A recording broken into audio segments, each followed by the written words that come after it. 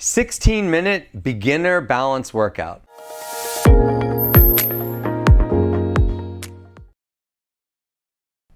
Hi, my name is Doug. I've been a physical therapist for 30 years and I specialize in helping people with balance problems learn to walk again. Welcome to the 16-minute beginner's balance workout. This workout is perfect for anyone who's having trouble with their balance, who is falling, who may not be walking as much as they normally do. A lot of people that do this video are someone that's only walking to the dining room and to the bathroom from their chair. If that describes you, then this video exercise is perfect for you.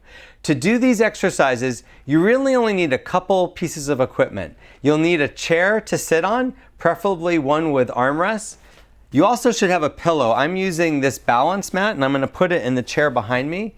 And you need something in front of you to hang on to just in case you lose your balance. So I'm using another chair in front of me. You can use a countertop or anything you have at home. All right, we're going to get started. The first exercise is a very simple one. We're going to just practice standing heel to toe. So you want to stand, hold the chair in front of you, put one foot in front of the other, and then try to let go of the chair and try to let go for as long as possible.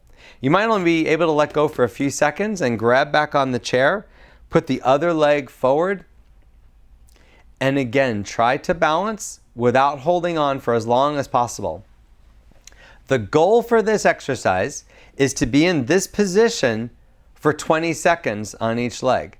But a lot of people doing the video, they're only going to be able to do a few seconds. In fact, some people are going to find they can't let go completely and they have to hold on with one finger, and that's fine. You have to find a place to start to regain your balance. So many people, when they lose their balance, they just don't feel safe getting it back again, and they're afraid to do exercises and they're afraid to challenge themselves. These exercises that I'm showing you are all based on one principle, that challenging your balance is how you get it back again.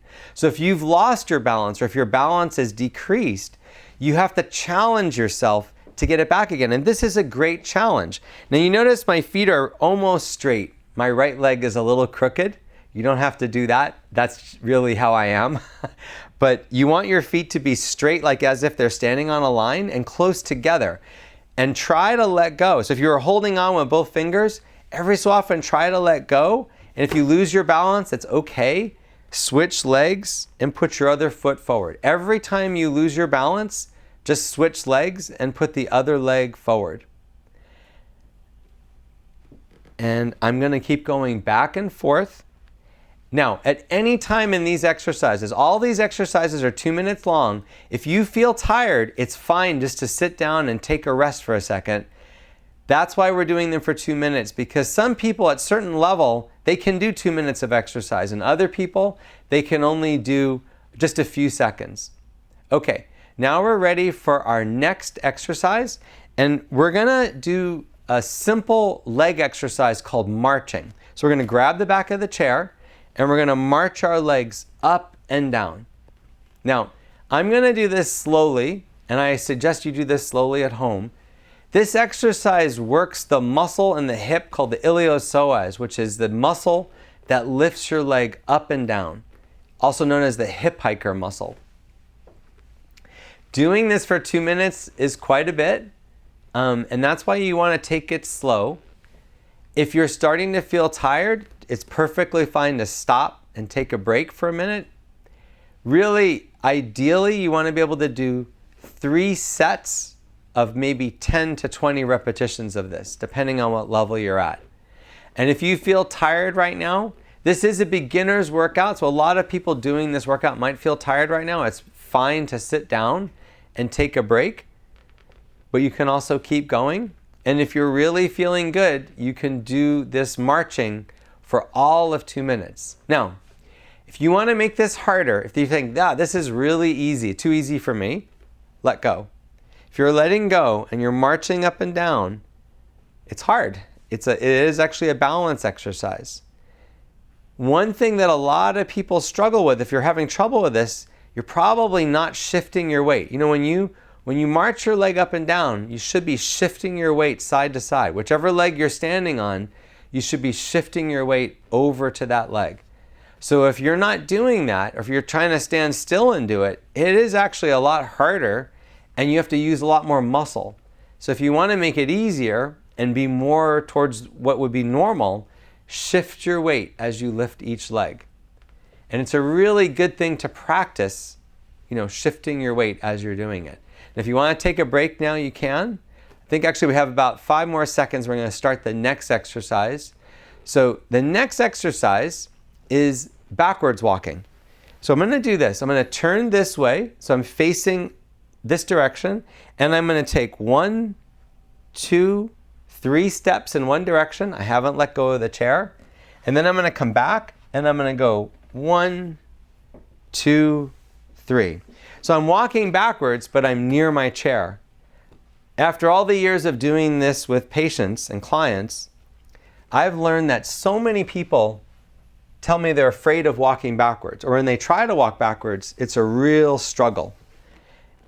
And that's why it's so important to practice backward walking, because your balance depends on it.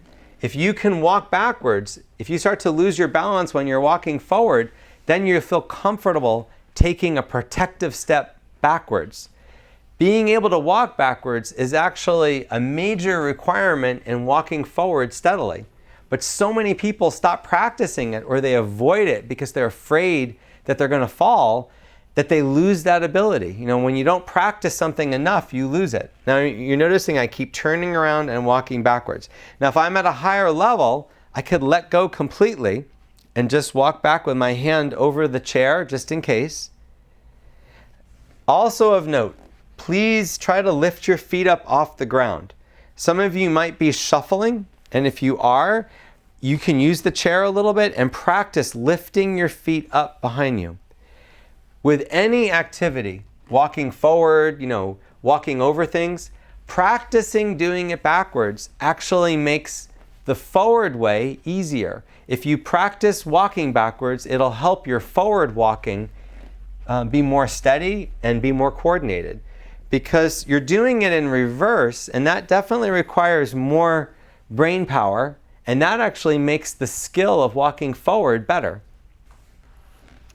So I keep going backwards, and we're just about up for our next exercise. So now we're going to do something called a pillow squat. So I'm going to grab my chair. I got my other chair behind me. I'm going to sit down, and I cross my arms across my chest, and I'm trying to stand up all the way and then sit down. Now that's the way to do it if you're strong and you're not having any trouble, but it's also good to do it holding the chair, so you can push up off the chair and stand up, and then reach back and stand down. Then reach up and stand up, and reach back and sit down. Then reach forward and stand up. You can also grab the chair in front of you. Remember that when you stand up, you want to bend your body so that your head can see your toes. You should be able to see your toes below you as you stand up. And then sit down. Then push up. And then sit down. Push up. And then sit down. Push up. And then sit down. Now, if you want to take a break right now, just sit on the chair. You can also just stand, but it's okay to take a break at any point with this. I'm going to keep going. Some people are going to be able to do it like this the whole time. And if you are, that's great. Just don't go too quickly. The funny part is with this exercise, the couple times I've had patients pass out, it's doing this exercise. If you're not used to doing it and you're doing it too quickly, it's really easy to pass out when you're doing this exercise.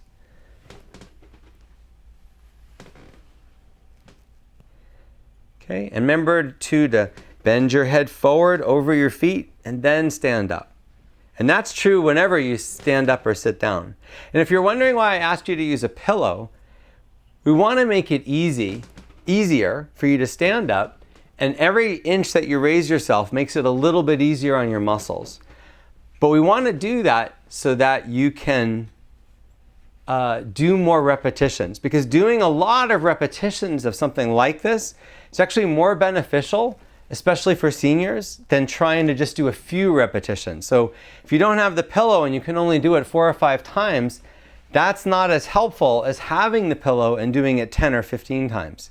So the next exercise is weight shift. So you want to grab the back of the chair, and now you're going to lean all the way to one side, lifting your foot off the ground, and then all the way to the other side, lifting your foot off the ground. Your knees are straight. This is a kind of a funny exercise. It reminds me of something that I did when I was a kid, when I would walk on cans with strings hooked on the cans and walk around, when I was in elementary school. But it's a great exercise, and I use it all the time with my patients in teaching them how to weight shift. One of the biggest problems that I see with clients, especially older clients, is that they stop shifting their weight because they're afraid. And then that actually makes their balance worse, but they think it's making it better because they feel like if they stiffen up and they don't shift their weight, it's less likely that they'll fall. But the opposite is actually true, and that's why we want to practice this. So I'm going from side to side with my knees mostly straight. I want you to know I never walk or do any exercise with my knee completely straight. That's called hyperextension, and you do want to avoid that. You should always have a slight bend in your knee, particularly when you're doing exercises like this. So I'm shifting my weight from side to side, and lifting one foot off the ground. And if you're having trouble with this, grab that chair more. You get more support. If you're not having any trouble, you could let go. Or you could let go like that with your fingers over the chair or one finger on the chair. Now, if you're getting tired, by all means, stop and rest. Actually, I feel a little bit in my hips right now. But if you can tolerate a full 2 minutes of it, then go for it. Just make sure that your knee is bent. So when you're bearing weight on your leg, your knee should be slightly bent. And we're almost up for the next exercise. And the next one is we're going to go back to the heel to toe standing. So this is a little bit easier. So you're going to stand heel to toe and then try to let go. And again, you want your feet to be straight. People at home and people watching the video that oftentimes say, your right leg is twisted. Should I twist it like that? And I said, no, I was actually born that way, and it's never going to be straight. So don't copy me unless your leg is also rotated out to the right. I think a lot of people have that, but it's not something that you need to copy. Try to get your feet as straight as possible and try to let go for as long as you can on each leg. Excuse my cord, my microphone cord gets in the way a little bit sometimes. And try to let go, but it's also okay just to hang on. You could hang on with one finger, or you can hang on with no fingers.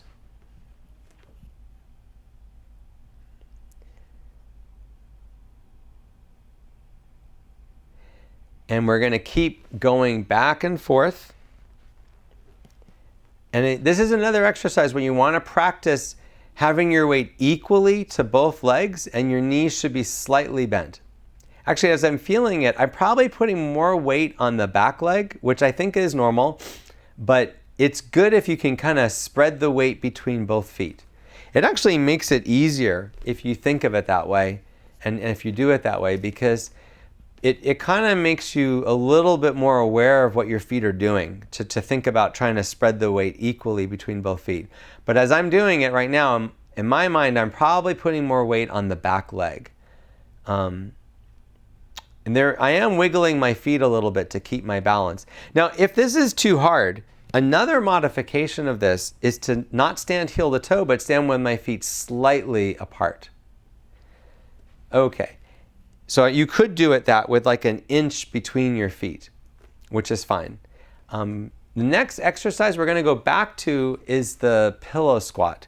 So we're going to reach back for the chair, sit down, cross our arms, bend forward and stand up, and then sit down. Now, if this is too hard, if your legs are already too much, You can do that standing marching one that we did the first round. I wasn't going to repeat that, but if you want to substitute that one right here, that's fine. And if this is too hard, I make a very easy suggestion: get 2 pillows. The higher up you are, the more you raise your bottom up when you sit down, the easier it is to stand up and sit down. And if you're only able to do 3 or 4 repetitions, you would do yourself a huge favor of getting a second pillow, even a third pillow, and raising yourself up higher. If you have one of those electric lift chairs, it's really easy to raise the chair up. Just toggle the switch a little bit higher. But most of us don't have that, and we just have a chair with pillows. And it's really easy just to get another pillow. And you just want to make it as easy as possible for you to try to do as many repetitions as possible. Don't worry about getting help, or don't worry about how much you're gripping. I really think for this exercise, the more times you can do it in 2 minutes, the better. Now, I can't measure for you, but at home, you might want to keep track of how many times you do this until the timer runs out, because that could tell you if you're getting better. And this exercise program is not meant to do just one time. It's meant for you to do this every day for a while. So, on YouTube, you can bookmark the video that you're seeing right now, and you can come back to it. If you subscribe to my channel, I'll always have these posted on my channel. You can always find it again. But I really recommend that you do this every day, once a day, and to really see some kind of result. Next exercise we're going to do after this is the backwards walking. So if you need to take a little rest right now, you can.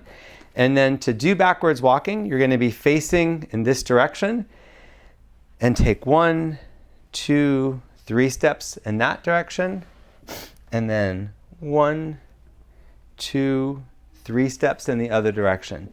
Now my knees are slightly bent as I'm walking backwards. I'm never fully straightening my legs, but I am trying to lift my feet off the ground. If you're doing this and shuffling, you're not alone. Don't feel bad. A lot of my clients do that, but I want you to try to use the chair and try to lift your feet up off the ground and really place your foot on the ground when you're walking. Okay, here we go.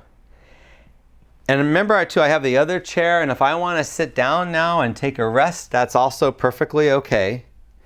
We don't need to overdo it. And in fact, I think a lot of people, they really should be sitting down pretty frequently with these exercises, especially the first few times you do it. Most people, I think, if they did this every day for 2 or 3 weeks, when I'm thinking of most of my clients, they would see a big improvement, but it would take that long. So if you're just watching this and you're thinking, no, nothing can help me, nobody can help me, I've heard that for 30 years from a lot of folks, and I really learned that these types of exercises and doing it in this format, it really helps. This is basically what I would do with a lot of my clients as therapy. So this is a way that I can kind of show you what I would do and how I would tell someone at home to do it so that they could start to get better. And again, you can hold on. If you're really good, you can let go completely. Okay, and we just have, I think, one more exercise. We're going to end now again with doing the tandem standing. Now, if you're at a higher level than this, first of all, thank you for watching it if you're at a higher level. But I would recommend that you do one of the more advanced ones that I've shown. For this one, you could substitute standing on one leg. That'd be the harder version of what this is called tandem standing.